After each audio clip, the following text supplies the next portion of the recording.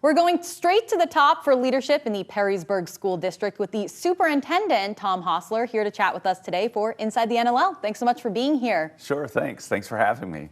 Tuesday will be a very important day with the levy on the ballot. Can you just tell us the importance of that levy first and foremost? Sure.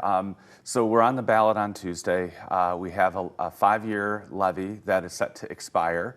It brings in $13.5 million. That's about 17% of our total operating budget. So we're asking voters to approve that, and we're also asking them to add a little bit more because we're a growing district and we need to hire, those additional teachers and bus drivers and things like that. So it's a pretty high stakes question for the district. Losing $13.5 million. We're looking at having to eliminate a lot of programming. That's very important to students, and also 60 staff members. So we're working really hard to communicate about this need.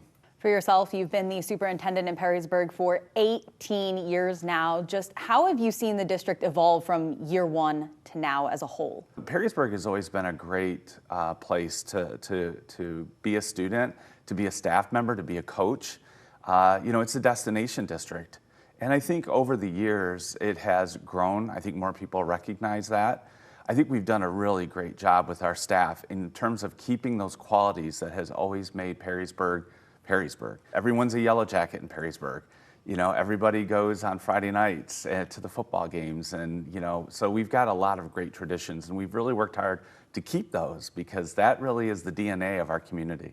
As a former track and cross-country coach, how important is athletics to you? We want students to have a well-balanced, experience in school. And athletics is a great classroom. It's something that teaches life lessons that you look back on and draw as an adult and as a retiree, whatever your situation is. If you're involved in athletics, you remember that. Whether you're a starter or you're somebody that gets very limited playing time, just being part of the team, being part of that culture is great.